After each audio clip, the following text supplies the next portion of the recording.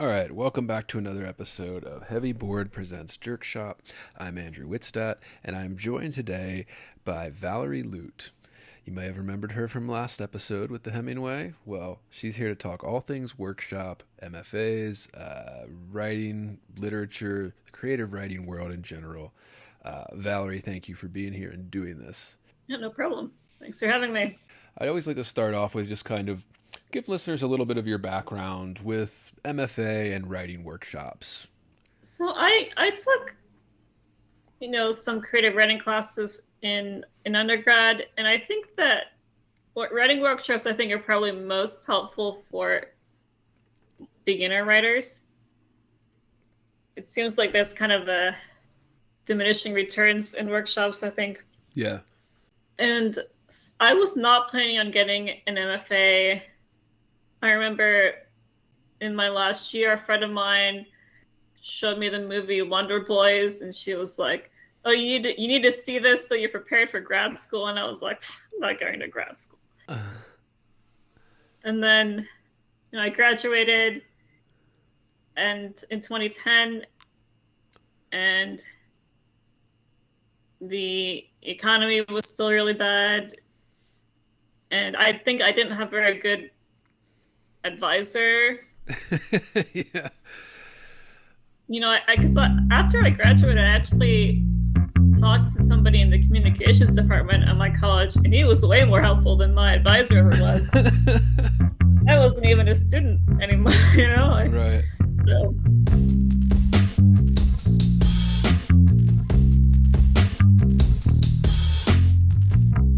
Heavy. Bored.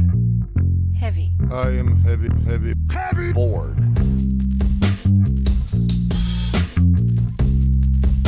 I may say that the male is entirely hostile. No! Inner Resources.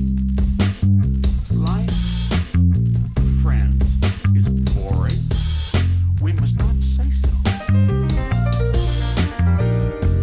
So then I visited a former professor, and I was doing retail, and my former professor was like, "Oh, you should get an MFA because it will open doors for you, and I wouldn't be where I was, And I just, I didn't know what to do. It was about economy. I was kind of, floating around.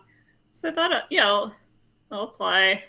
And yeah, I don't think I put a lot of thought into what I wanted out of it. If you're going to get an MFA, I think you should have a clearer have a clearer plan than I did. Yeah. And it was also just very different than what I expected. Maybe I should have done more research. I chose the program because I chose because you could do dual genre. So I was doing fiction and nonfiction initially because I thought that they would have helpful information in their nonfiction program about publishing. I was interested in literary journalism, like Susan Orlean sort of stuff. Awesome. But yeah. they were not really interested in that kind of writing.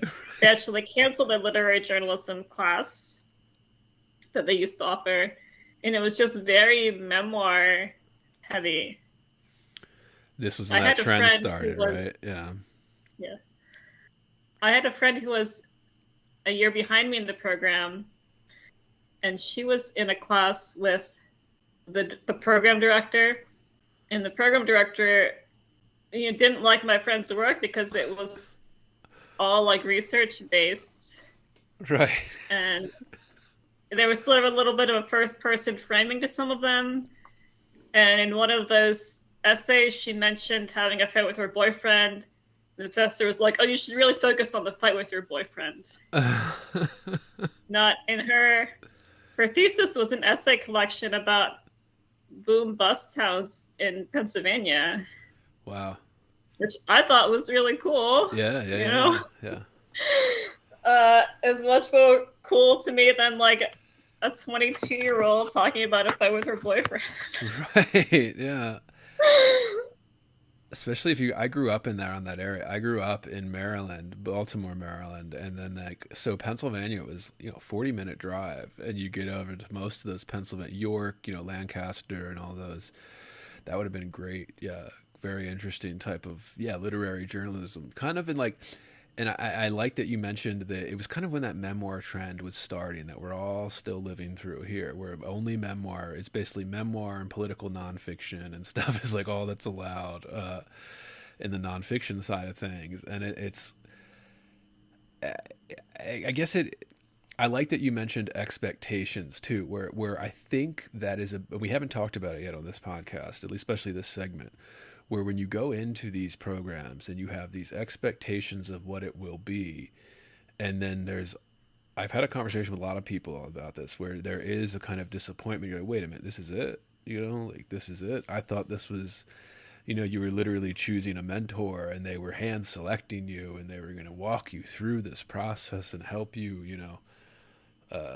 it gets to that point where, I don't know. I mean, I was thinking about this in terms of why does almost everybody that goes to an MFA feel this in some way?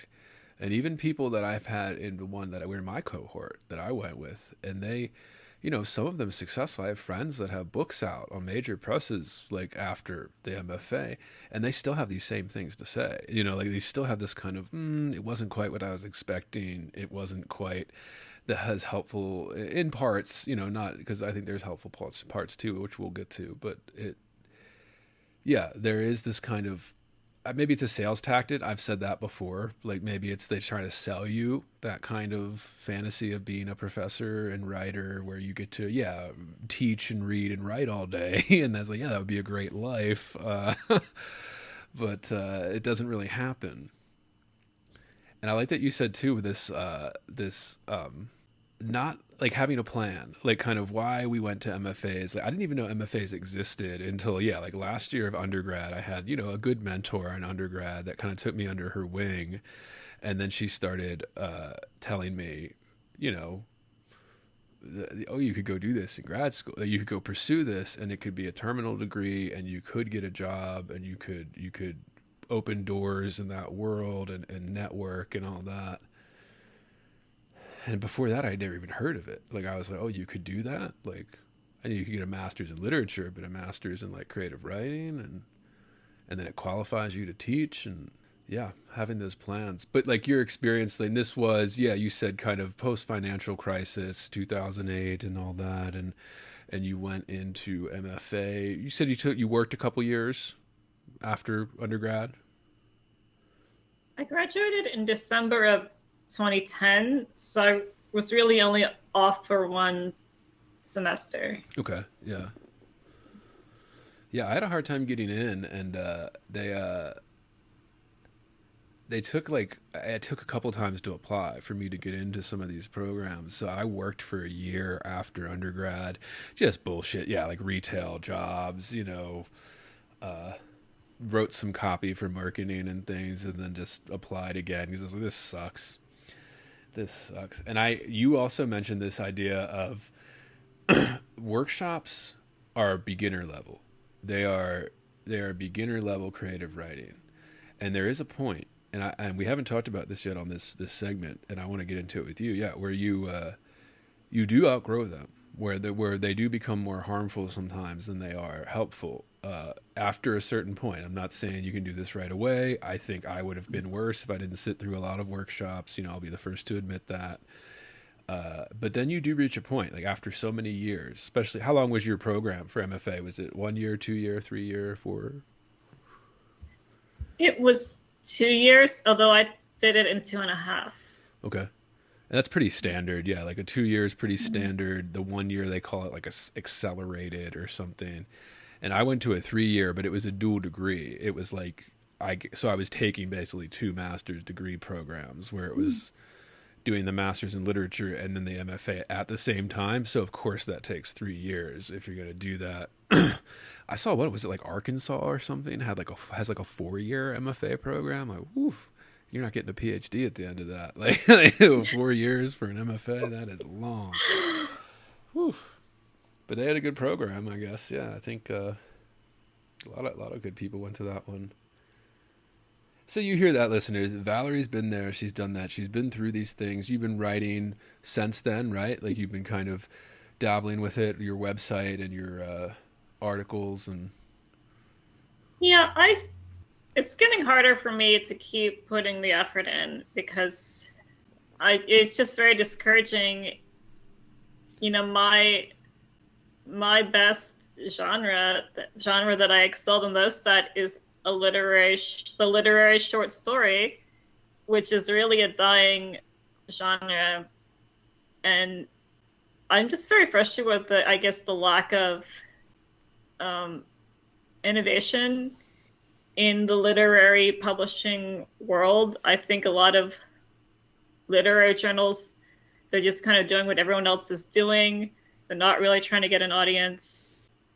You know, I went to AWP this year, and I went to this panel on starting a literary journal, and the panelists were literally bragging about not knowing how much web traffic their journal gets. wow. Like they're like, oh yeah, I don't even keep track of that.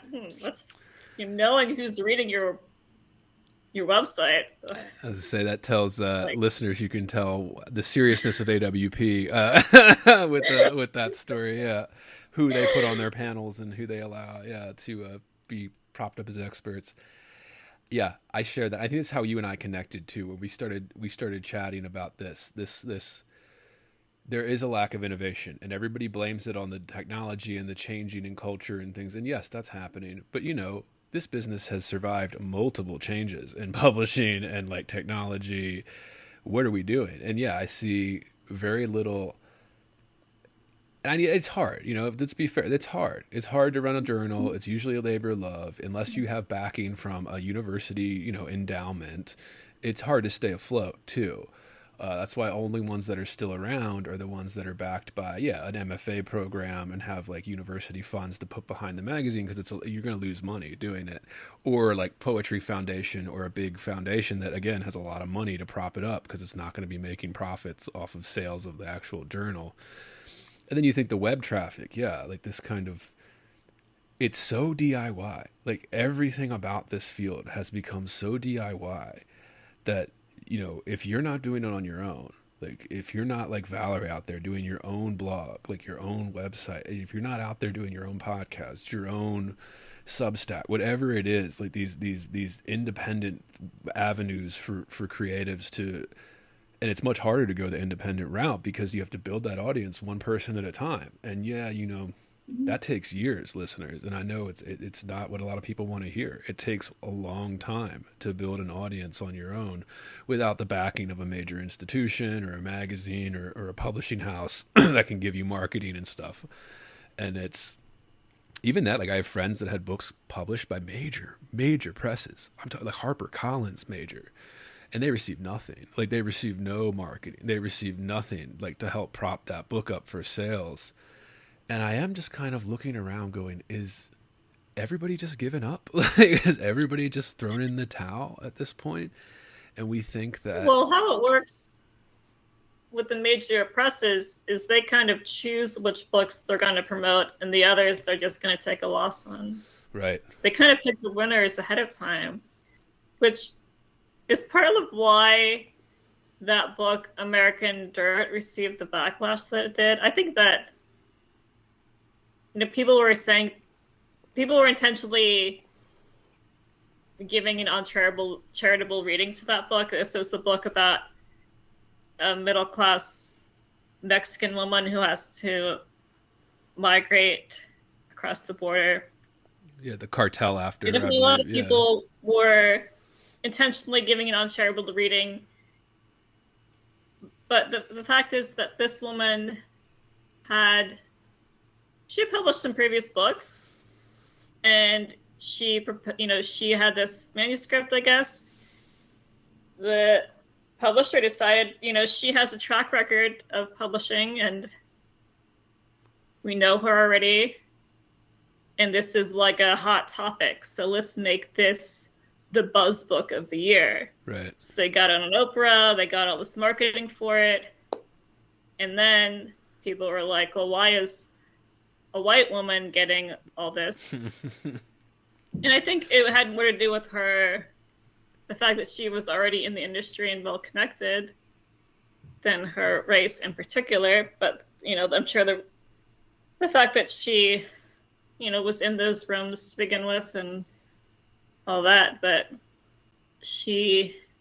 I mean, it was just pre-selected as a winner because of who she was and because it was a timely topic, and then it got the huge backlash. Yeah, and I saw some of that. Like Kat Rosenfeld had a great piece. The again, novelist and journalist there, Kat Rosenfeld. She's great on Twitter if anybody follows her. She wrote a piece when all the hoopla was starting around that book, The American Dirt specifically. And she said, what she kept seeing, and she's involved in the industry. She publishes her novels. She was saying there's a lot of professional jealousy pretending to be serious kind of social justice criticism, where it's this woman, and Janine Cummings for that book, listeners, if you don't know, she got a very large advance. Unheard of advance, top 1% of 1%, because like Valerie said, she was in the industry. She had her first couple books, they're page turner kind of thriller books. So they do okay. They don't do great. They do okay. This one was timely. It was a good topic.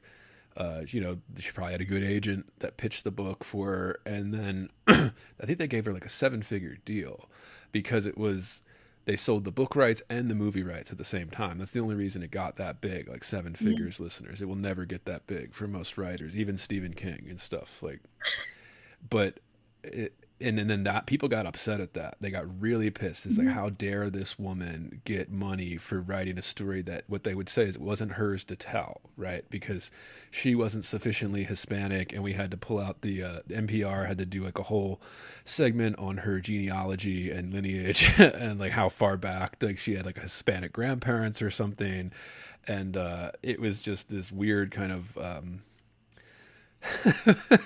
It is almost kind of a weird race science when they start doing that. Well, your grandparent was from Costa Rica or something, but you don't have the authority to do it. It's okay, yeah. Hey, would you believe there's still an extra hour of conversation left? Well, there is. And if you want to hear the full, uncensored episode, you need to subscribe at patreon.com/heavyboard, where you will receive full, uncensored episodes like this without any interruptions, ads, or anything else. And that's for subscribers only at patreon.com/heavyboard. So, what are you waiting for? Subscribe today and join the conversation.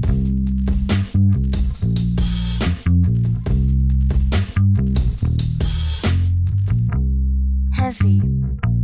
Bored. Heavy. I am heavy bored. I may say that the male is entirely hostile. No!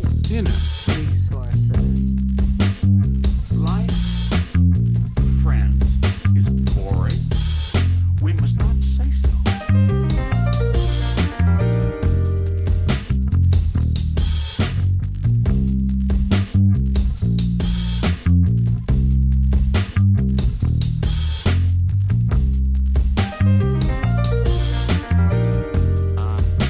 Are you radioactive now?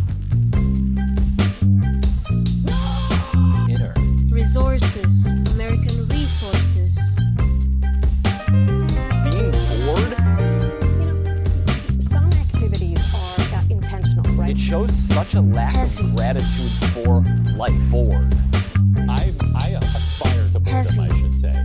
Bored. Heavy. I am heavy Bored. Has you the night sweats and the day sweats, pal? Pal, I do.